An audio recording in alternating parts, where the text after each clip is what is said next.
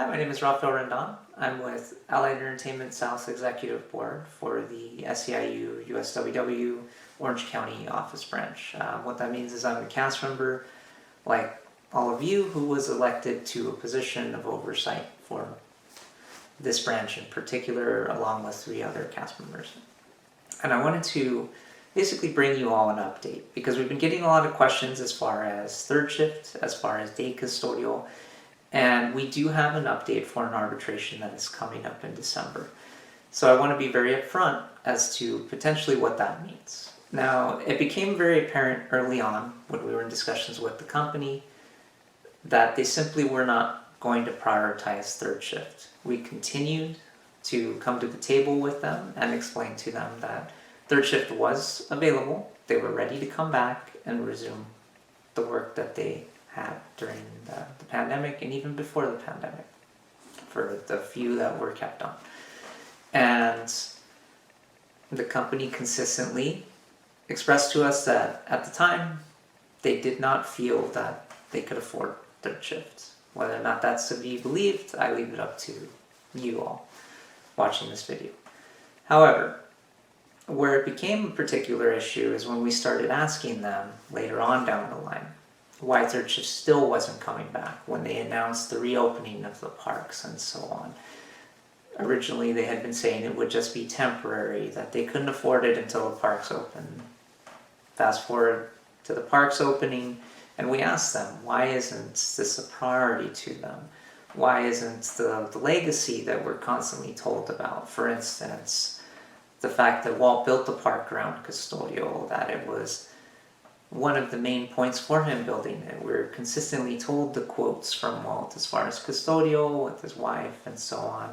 We asked him about the legacy as far as Race de Haas and the role that Walt and all these other cast members played, that we are consistently told for the history at work. And what they communicated to us was that they didn't know what to do with that information other than tell us that they were not going back to 1955.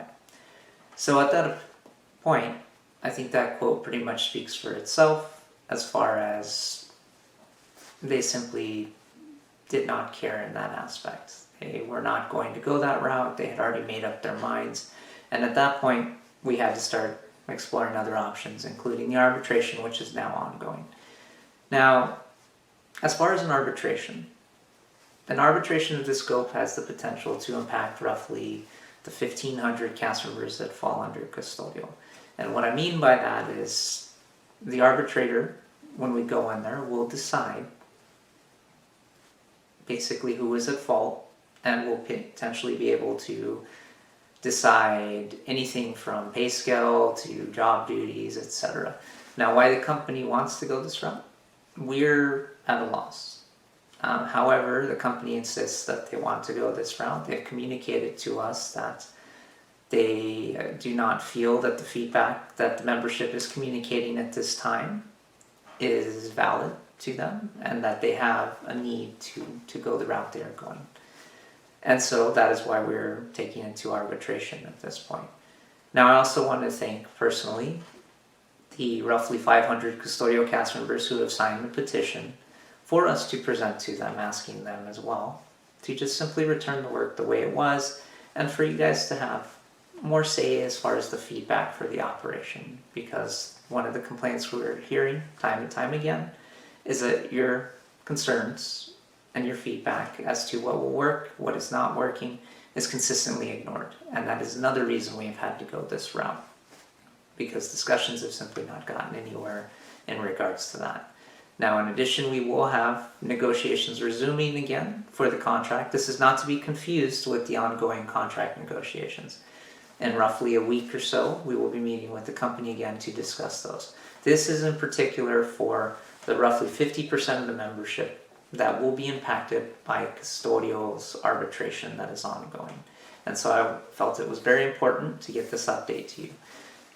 And now, if you guys are open to it, and you guys request it, I am more than willing to make more of these videos for you guys. This is just simply the first one that we're doing because we have an arbitration coming up, and it will potentially impact 4 departments and roughly half of our membership.